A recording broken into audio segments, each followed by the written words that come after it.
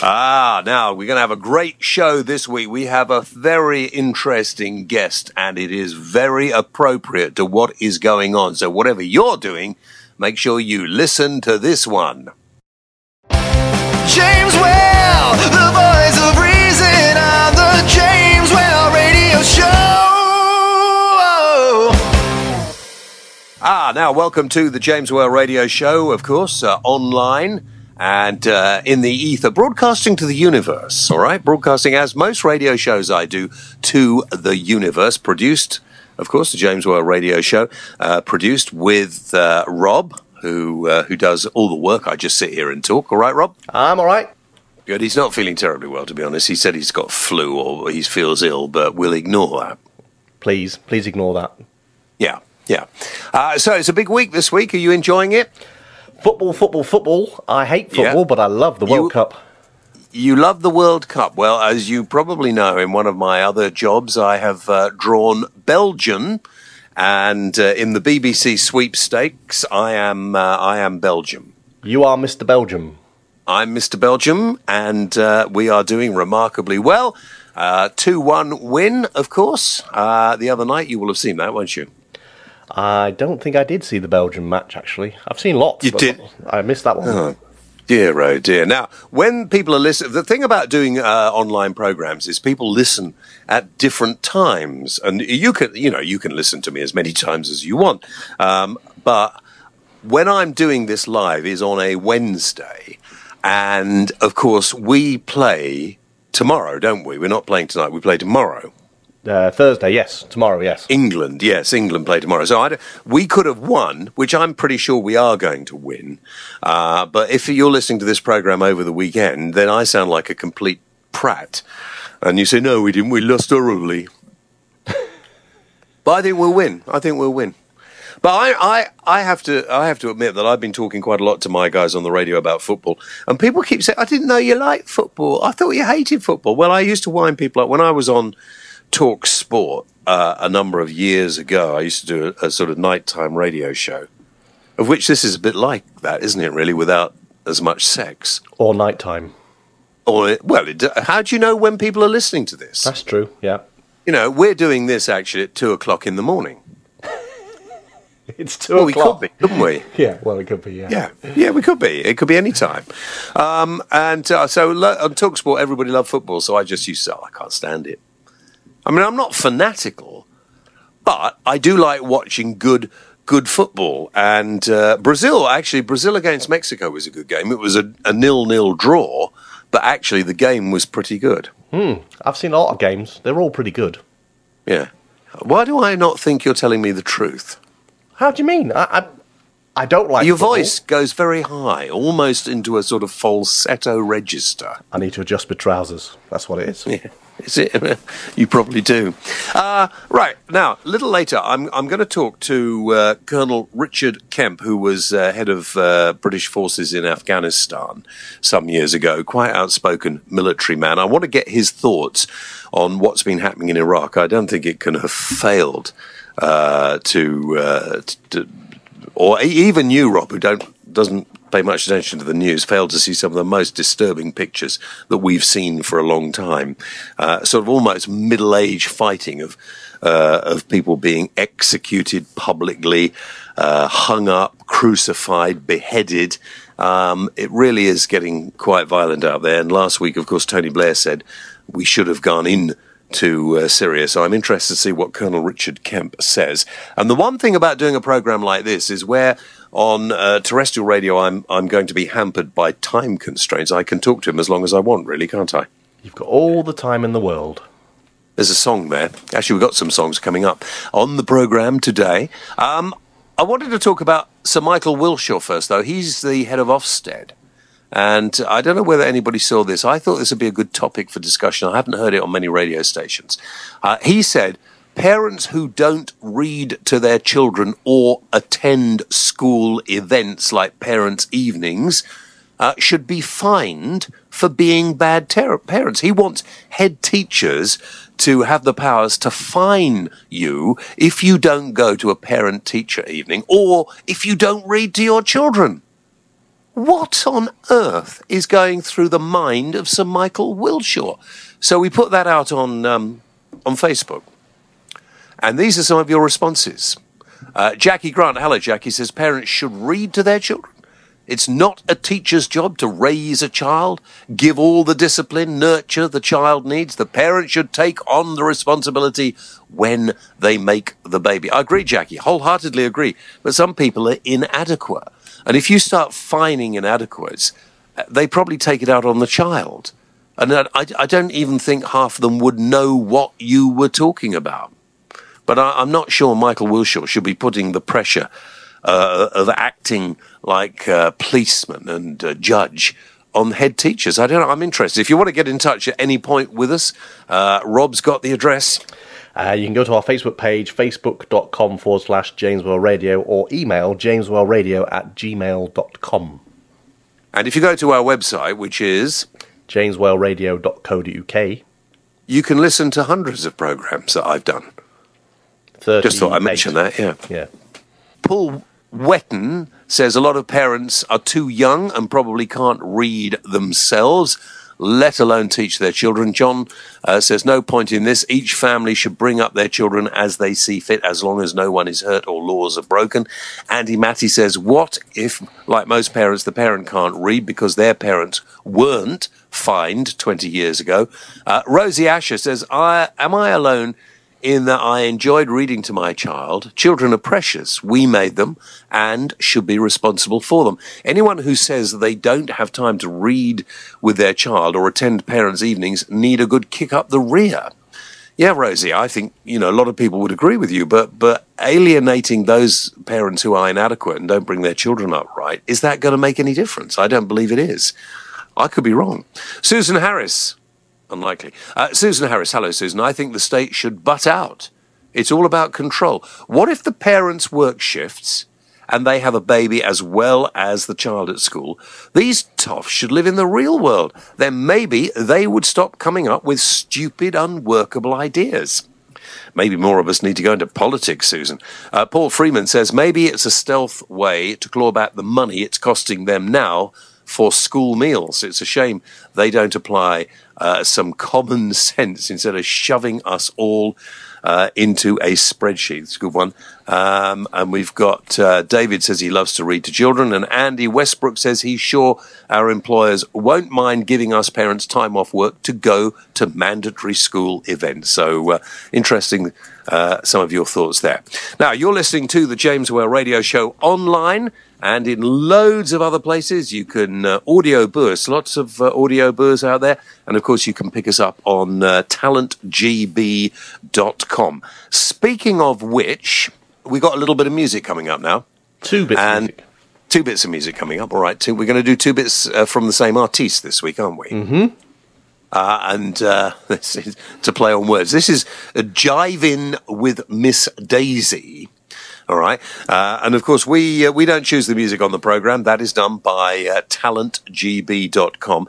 If you haven't checked out talentgb.com, you really should. If you're an artist, whether you're a musician or a comedian or any other form of entertainer, talentgb.com have a fabulous platform for you to get more recognition for what you do. Now, we're not saying everybody's fantastic. We're just giving you a flavour of what you can get from talentgb.com. And if you would like their help, go and check out their website.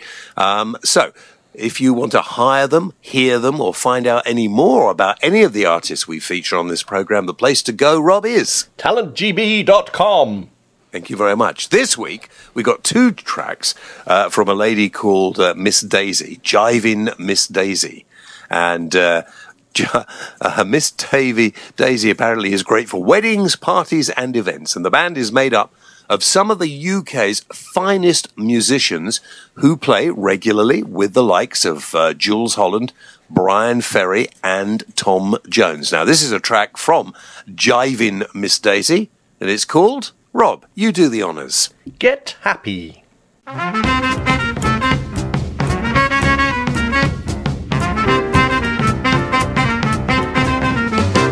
Forget your troubles and just get happy. You better chase all your cares away. Shout hallelujah, come on, get happy. Get ready for the judgment day. Sun shining, come on, get happy. The Lord is waiting to take your hand. Shout hallelujah, come on, get happy. We're going to the promised land. We're heading across the river, wash your sins away in the tide. It's all so peaceful on the other side.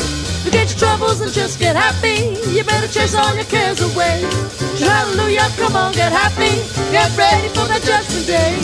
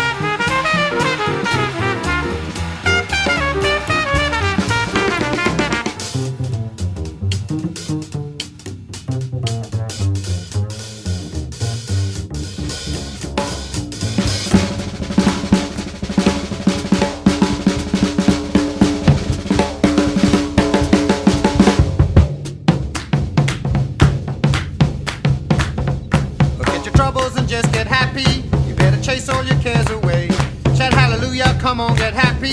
Get ready for the judgment day. Sun is shining, come on, get happy. The Lord is waiting to take your hand. Shout hallelujah, come on, get happy. We're going to the promised land. We're heading across the river, wash your sins away in the tide. It's all so peaceful on the other side. Forget your troubles and just get happy. You better chase all your cares away. Shout hallelujah, come on, get happy.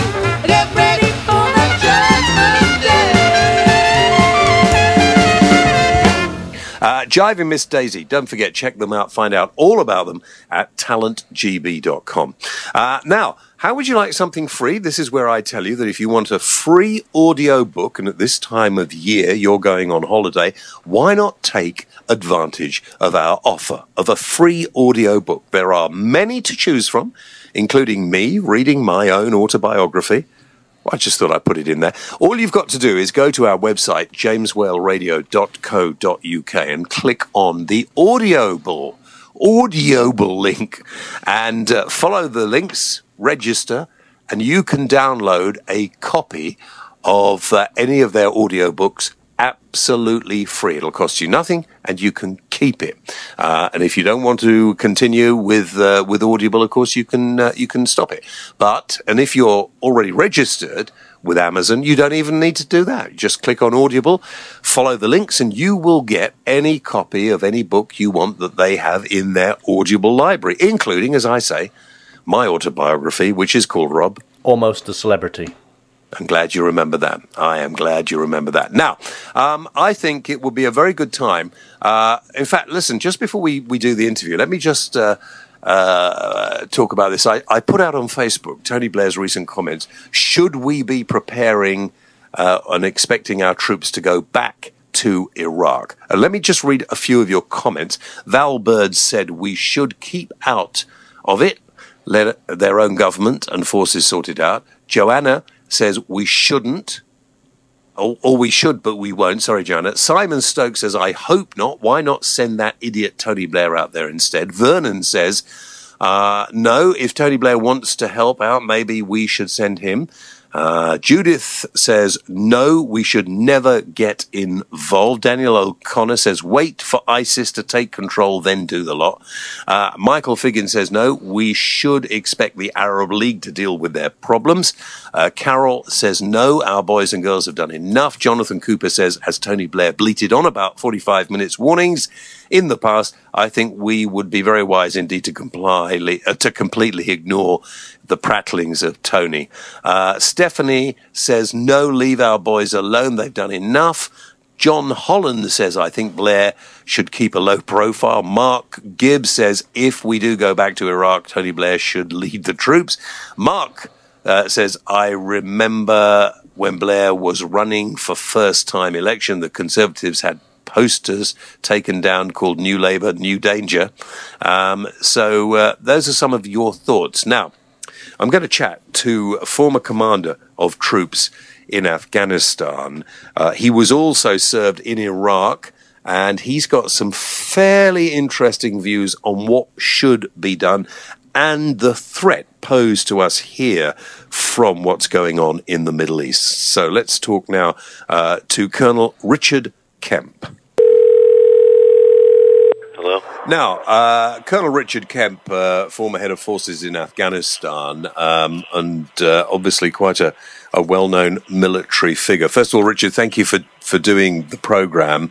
It seems a bit like Groundhog Day, this, doesn't it? How does it seem to a military man that we don't appear to ever finish the job? Well, I think when we're fighting in this type of conflict, it's very, very hard to conclude things in the same way as you can when you're fighting a nation state, such as in both world wars. And of course, we've had a lot of experience of fighting what's called asymmetric conflict around the world, and that also includes in Northern Ireland, as well as most recently, as you know, in Afghanistan and Iraq. And I think even Northern Ireland, although officially it was declared that the campaign's over, it's far from over in reality. There's still a terrorist problem, still terrorist attacks, and still intention to carry out terrorist attacks.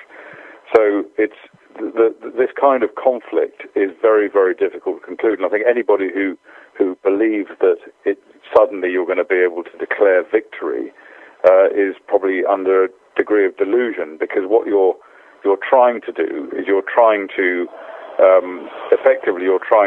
turn an insurgency on itself, and you're trying to basically win over and make the ideas of the ruling party of the government that you're supporting, make them win rather than the ideas of the insurgency. It's very difficult, as you know, to ever completely extinguish ideas.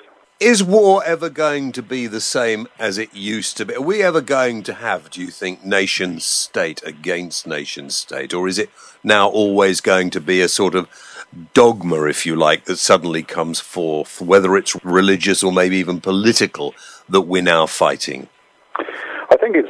I wouldn't exclude the possibility of state-on-state wars in the future, and possibly even us being involved in it. But I think even when you're when you have got conflict between states, the edges tend to get increasingly blurred, and we've seen some pretty clever tactics carried out by the Russians in their operations in the Ukraine and Crimea, where they, for example, they used what were very clearly Russian forces, but were sort of semi-disguised as something different. So as in really, in part, so as to avoid being able to be, their actions being able to be fully attributable to them. So I think, even on that level, things are blurred. But I think the most likely form of conflict in the future, as far as Britain is concerned, is going to be this kind of insurgency. And what we're talking about here is effectively a global insurgency. It's the first ever global insurgency we've seen, and it's due in part to effectively globalization in the 21st century, where people can travel very freely. The internet gives ability to move ideas, move money, move training techniques, etc., across international borders without any control, really. And that's led to this massive global Islamist insurgency, which unfortunately, I'm afraid to say, we're only just beginning to fight. We certainly haven't seen anything like the end of it. Was Tony Blair right to say that we should have been involved in Syria, the Syrian civil war at the moment? I mean, I know we've probably been involved in some small ways, but we should have been more involved. And was Tony Blair right to say that he doesn't take any responsibility for what happened with the invasion that he and George Bush started back in 2002? I think in Syria, my view of that is that we should have intervened, but the intervention should have been short, sharp and precise, and it should have been as a result of Assad's use of chemical weapons. We drew a red line, the Americans drew a red line, and then we allowed it to become progressively pink and then dissolve, and I think that did nothing for the credibility and the deterrent effect of the international community. And I think that was a severe mistake that was made. It was a devastating attack, which has been repeated since, partly because we didn't deal with the problem as it stood then. I don't think we should have had a wider military intervention in Syria. It's very hard to see which side you could possibly be on in this particular war. I think in relation to Blair's comments on Iraq, I agree with a lot of what he said, actually. I don't think you can completely divorce the invasion back in 2003 from what's happening today. But what I do believe is that whatever had happened then, we would have seen a conflict of this nature breaking out in Iraq. Clearly, it's to some extent is a spillover from Syria. We saw Syria's strongman, Assad, being attacked and being engulfed in a huge insurgency conflict in Syria. I think it's quite likely the same would have occurred in Iraq, and quite possibly with even more devastating consequences. Should we stay out of the Middle East? I mean, should we just say, look, you guys do whatever you like. You've obviously got problems that we don't seem to understand. You can kill each other as much as you like. Just don't come into our country and we'll leave you well alone. Well, I think it's a very tempting proposition, James, I have to say. But of course, there's one three-letter word that would exclude that possibility, and that, of course, is oil. We have, for the time being, we are dependent on oil, and for the foreseeable future, we're dependent upon oil. And we therefore do have very severe interest in the Middle East. And, it's very easy for people, and many people do say, well, we shouldn't be involving ourselves in conflicts because of oil. But the reality is, how would this country function? How would it operate without oil? We would simply collapse as a country, and therefore we do have residual interest in the Middle East. And of course, there are also occasions when, even beyond our economic interests, when we have humanitarian responsibilities. Britain, for example, is a member of the UN Security Council and has global responsibilities there. We also do have some responsibilities, residual responsibilities, hanging over from our imperial past. So I don't think we could just pull out of the Middle East and have no further engagement. And frankly, I think even if we did, that would not prevent extremists wishing to attack and target the West. I don't think it's necessarily, I know it's not entirely because of our involvement and presence in the Middle East that those attacks happen. When you were head of forces in Afghanistan, did you think it would end the way it has ended? It really, the way it evolved wasn't that predictable at the time. This going back to 2003 when I was out there, and at that time our engagement was limited pretty much to Kabul and the northern part of Afghanistan. We hadn't at that stage come into Helmand. I think our movement into Helmand, as far as the British are concerned, changed everything.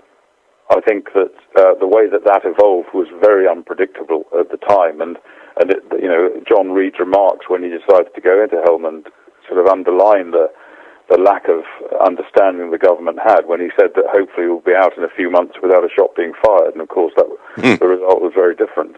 But as to the way it ends, it hasn't, of course, ended yet. There's a long way to go, I think, in Afghanistan. I don't think it's possible, really, for British and American forces, particularly American forces, to withdraw completely from Afghanistan without seeing a similar situation there as we are now seeing in Iraq. I think that the reason that we've got the problem we have in Iraq today, to a large extent, is because America and Britain withdrew very, very quickly in 2011 and left nothing in place to help the Iraqis, and that had the consequence I think we're seeing today. And if we pull out entirely from Afghanistan this year, or even in the next couple of years, I think we will see precisely the same situation unfold.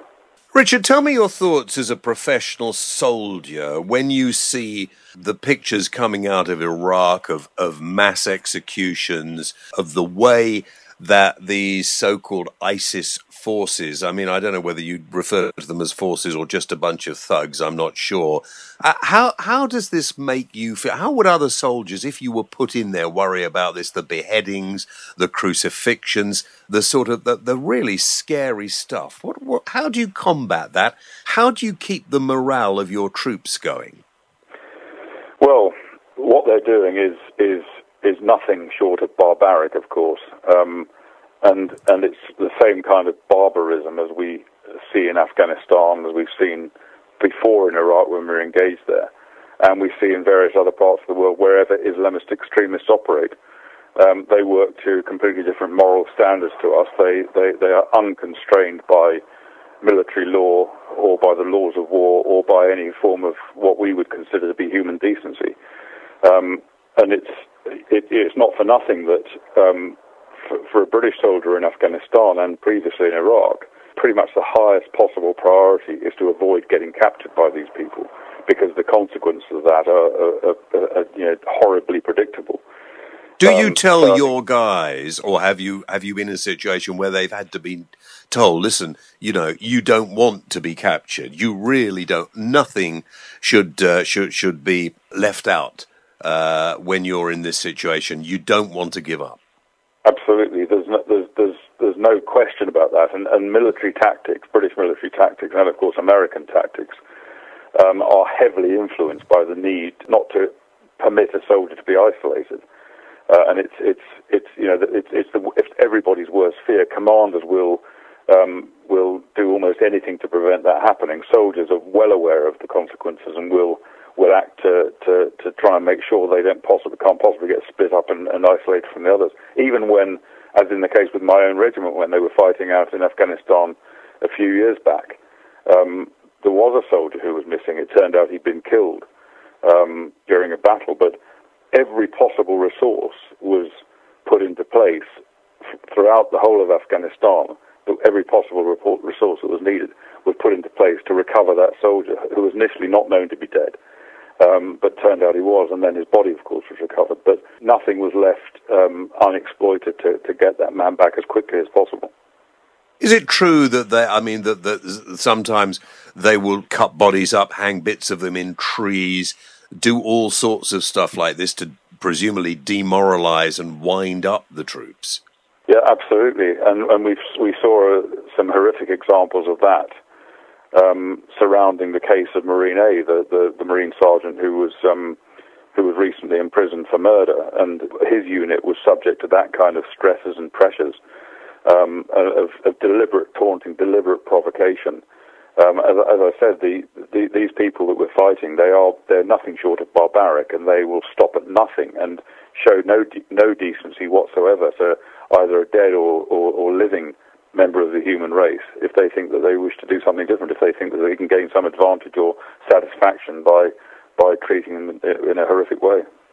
Yet Marine A is languishing in a jail because we insisted on making an example of him.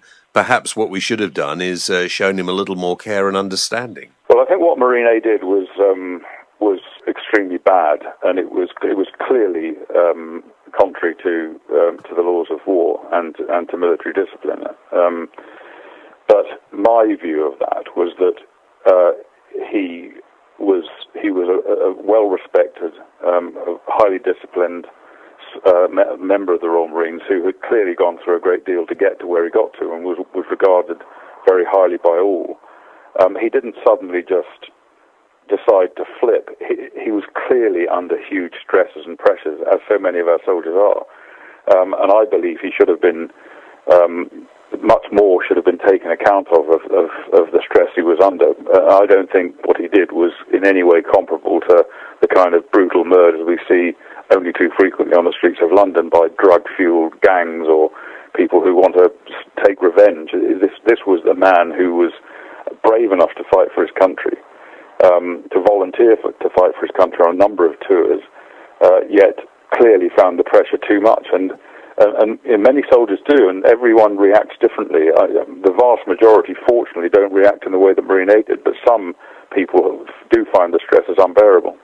And is he now just going to be forgotten and left there to do his time? I would hope not. I would hope that, that as a result, perhaps, of various campaigns going on in public and perhaps also of periodic reviews of his case, I would hope that he will be released before too long. And I certainly would like to see him, if he hasn't already been, and I don't think he has, I would certainly like to see him put into a more of an open prison environment rather than the kind of environment that he certainly started off in.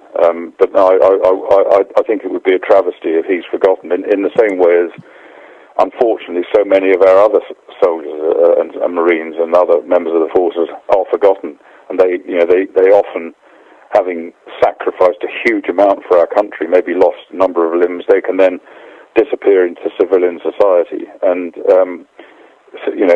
are then simply another person who's got a disability, and I don't think they should be treated like that. They're given so much to us. They should be treated in every case with very, very special attention. Some people have said about the kind of behaviour of insurgents is that they behave exactly the same way that was expected of war during the Middle Ages, the sort of things that perhaps, as unpalatable as this may be for some people, but as our Crusaders would have done when they ransacked the whole of the Middle East hundreds and hundreds of years ago. I think that's very, very true. I think everybody in those days, everybody involved in this kind of conflict, behaved in a very different way to the way that they behave today. And I think this behaviour is medieval behaviour.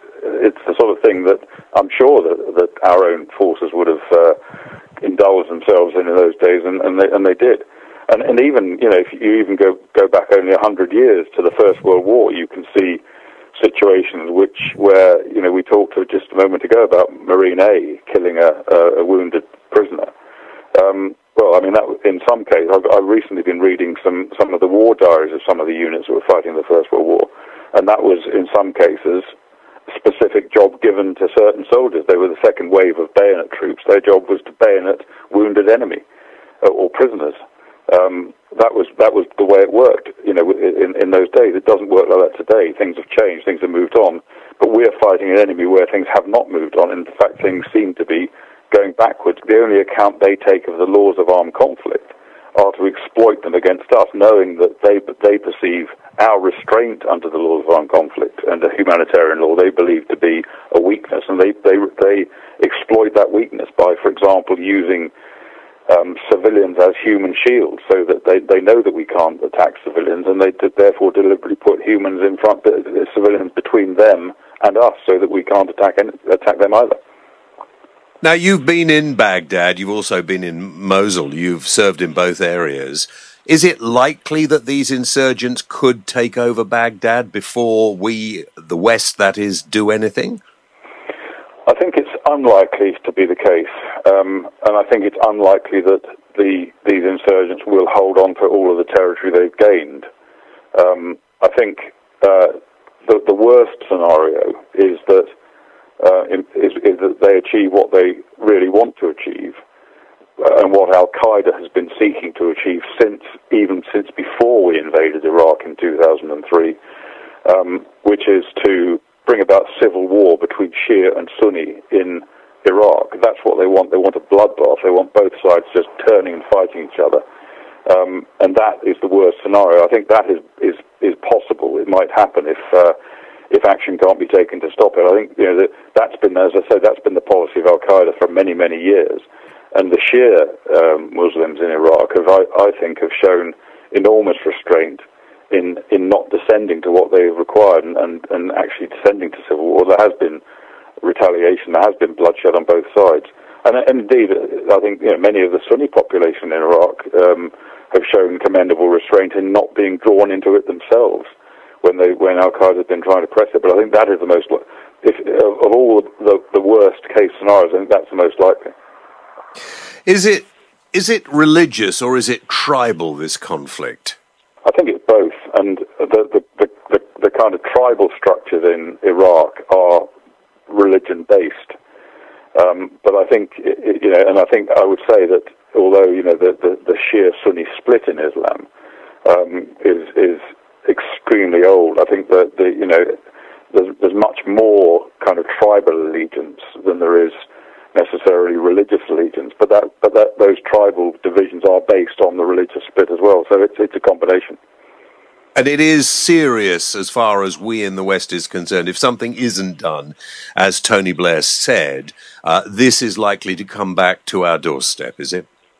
Well, I think it is, and there are a number of reasons for that. One of which is, as the Prime Minister has been saying, I think only in the last day or so, that one of the greatest threats to the UK's security is those people who leave Britain, go and fight in Iraq or Syria, and then return having got a great deal of bloodlust and experience, and return to carry out attacks here in the UK. I think that's very possible.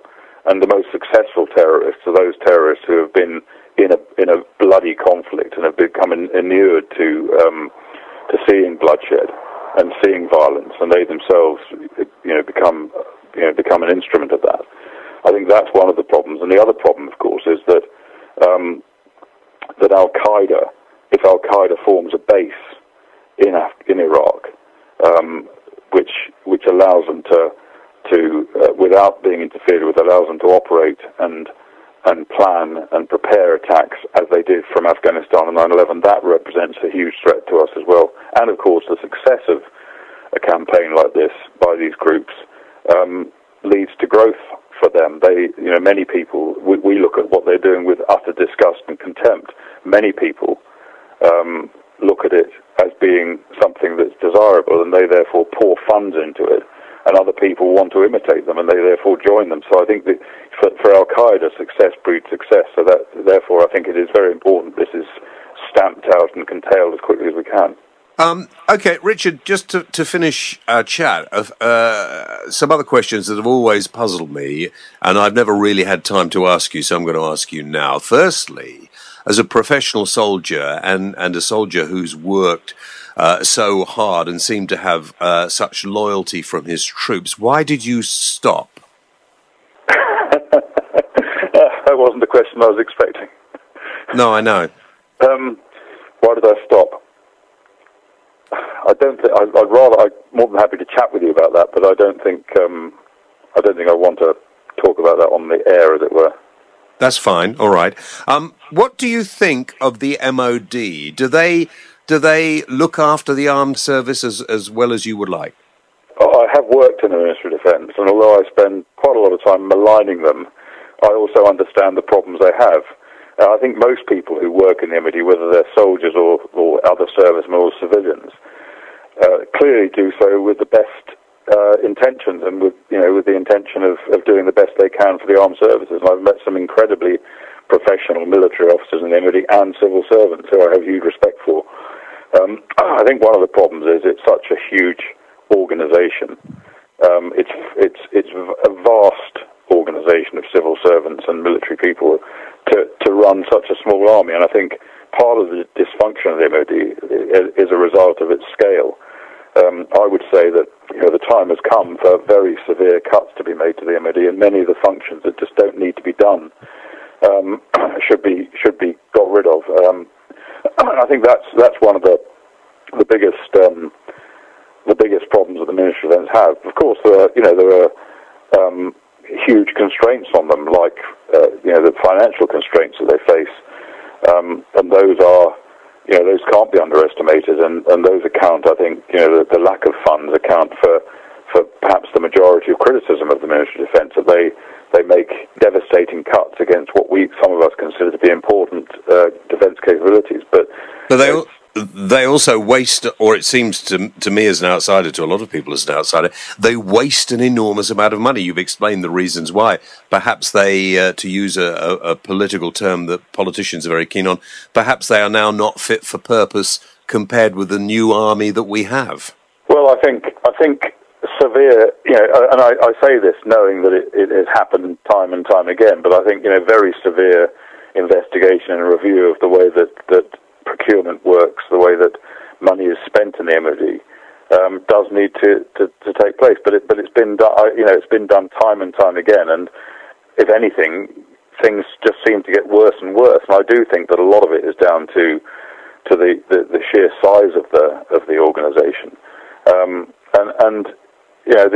I think there are some, much of what's gone on in defence has been privatised, and I think some that shouldn't have, some military functions that should not have been privatised, like recruiting, have been privatised. But I think maybe there's more scope to privatise and outsource the procurement process itself, although that, of course, has huge complications. Why don't you become a politician? Again, I think if I answered that question on air, I would probably be sued by a lot of them. I don't think they can sue you for just saying what you think of them. But one of the things that occurred to me, Richard, is that particularly when I hear politicians talking about the armed forces, there's Colonel Bob Stewart now, of course, making waves from time to time, and a few other members with military experience, but very, very few.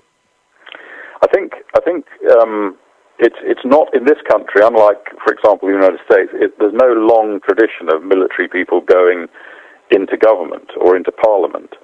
Obviously, we've had some, but not that many. And I think it's a real problem. And one of the reasons it's such a problem is because there is such a lack of military experience among ordinary, decent MPs. Whereas, up to now, Parliament was packed full of people who'd served in the forces in the First or the Second World War or in conflicts before that. And when Prime Ministers and Secretaries of State for Defence were making decisions about the deployment of armed forces, they were doing so with varying degrees of knowledge of what they were talking about, first-hand experience. For example, Winston Churchill, of course, served in the forces, had a very colourful, very extensive military career. People like Clement Attlee had served in the armed forces.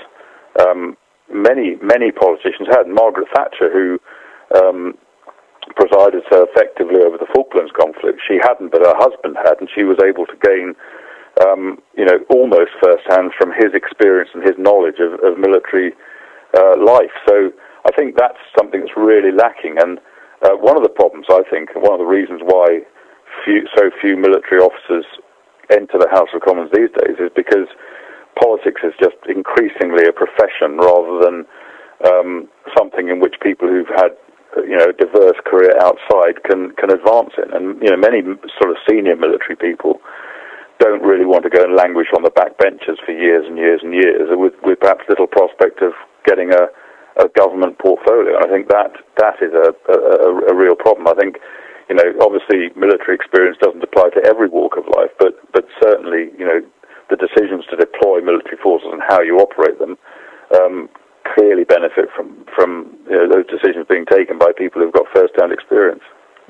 Colonel Kemp, if you were to go into politics, I'm pretty sure you'd end up on the front bench in the first couple of years. I'd probably be reshuffled in the next couple of years, though. All right, last question. The future of our forces. We're going to have a standing army of something like 80,000. Some military guys will say, though, that's not an army, I'm sorry. It is. It's very small compared to what we've had in the past, and it's also, it looks to me to be very, very small compared to the huge range of challenges that are facing our country and facing the world, security challenges. And some people, and I've heard it argued, many people do argue that in this day of high tech, you need fewer people on the ground to have greater effect. And in some respects, that's right. But I think ultimately, as all of the conflicts we've ever been involved in, including the most recent ones, including, in my opinion, all future ones, all of the conflicts ultimately come down to having troops on the ground, and not only their quality but also the quantity of troops. And some of the biggest problems we've had in Afghanistan and in Iraq have been due to the fact that we have had too few troops on the ground, too poorly equipped to deal with it. So I think that I couldn't possibly put a finger in the air and say how big the forces should be, but to me 80,000 seems ridiculously small. I would guess, and it is a guess, we can't predict the future. We weren't able to say even a few months ago that Russia would be taking over the Crimea, for example. We weren't able to say what would happen in Iraq today. We can't predict the future, but I would say we need at least twice the number. We need at least 150, 160,000 troops to have to remain in the first league of military forces. So 160,000 plus reservists. I think, yes, reservists are an important part of the forces. And I think one of the biggest problems, one of the biggest mistakes that have been made in recent years is what I consider to be a smoke and mirrors exercise to put increasing reliance on reservists. In other words, to cut the regular forces and build up the reserve. And I don't in any way underestimate the capability of reservists. I've served alongside reservists on many occasions. They've been extremely impressive in many cases. They're very important to us, but they can't take the place of regular troops. They clearly, from a standing start, are clearly not up to the same quality as people who do it as a full-time professional job. They're clearly not at the same level of readiness as soldiers who are basically in barracks waiting to be deployed somewhere in the world. So I think, the idea that you can rely, and on top of that, you've then got huge problems, as we see, from employers who do not want to lose chunks of their workforce at short notice for up to a year at a time, or even 6 months at a time. That's a discouragement on people joining the reserve, and also on the effectiveness of the reserve, because it does mean that many people who are in the reserve aren't necessarily going to stand forward and fight when the time comes. So I think that's a huge mistake, which I think we will come to regret. I put that point to a politician not long ago, and they said, "Yeah, but you've got to understand, James, our fighting of wars are becoming more and more technical, and in the future, drones will do the fighting for us."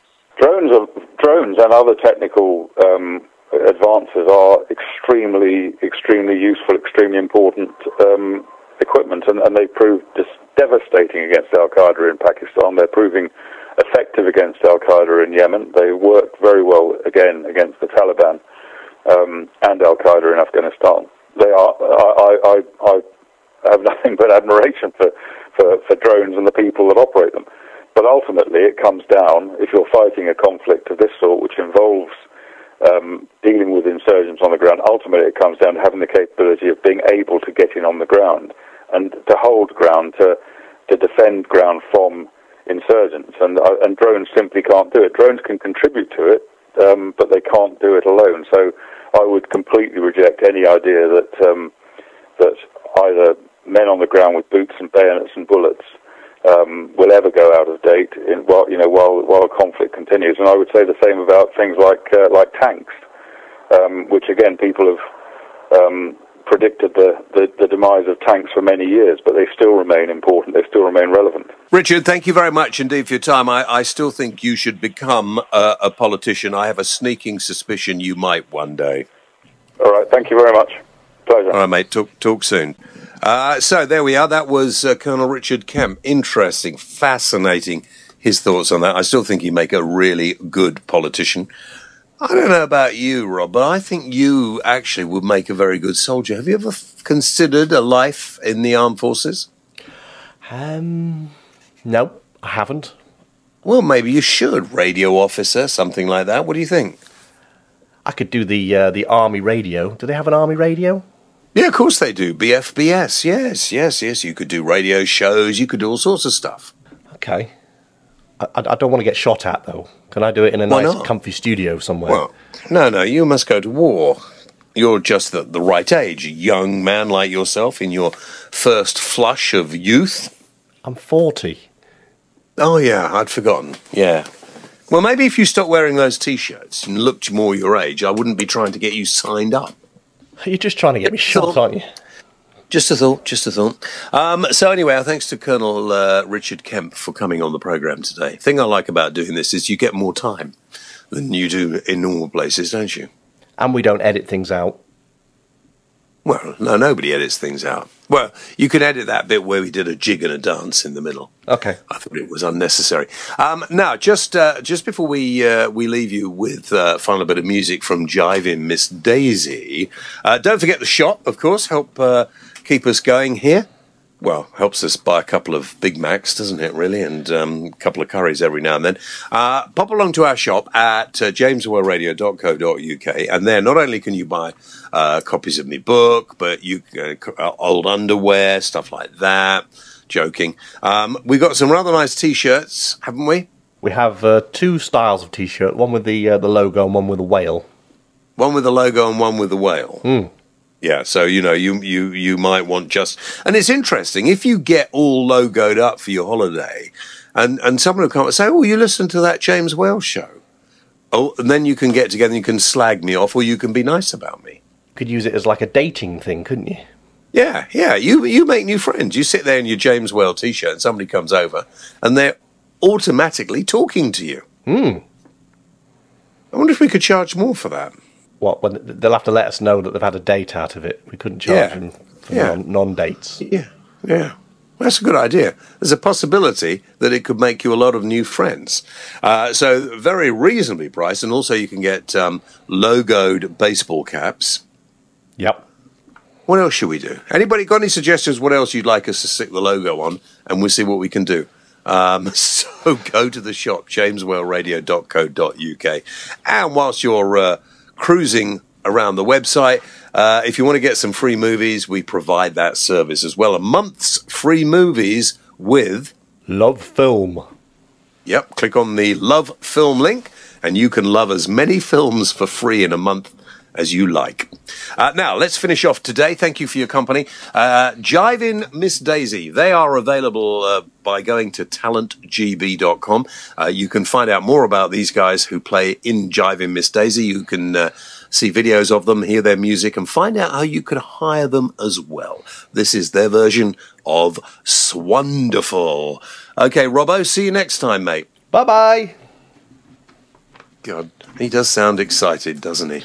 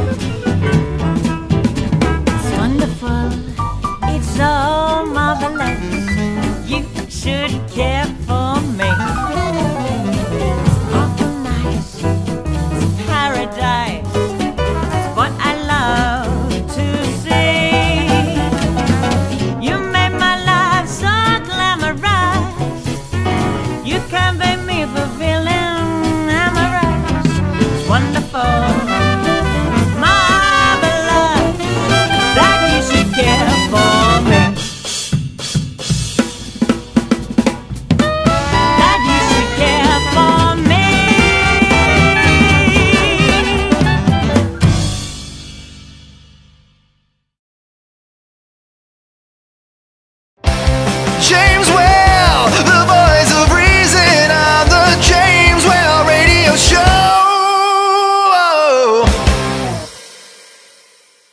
You're listening to the James Whale Radio Show.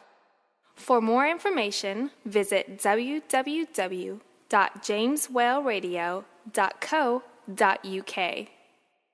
Why not check us out on facebook.com/James Whale Radio Show or follow James on Twitter @the James Whale.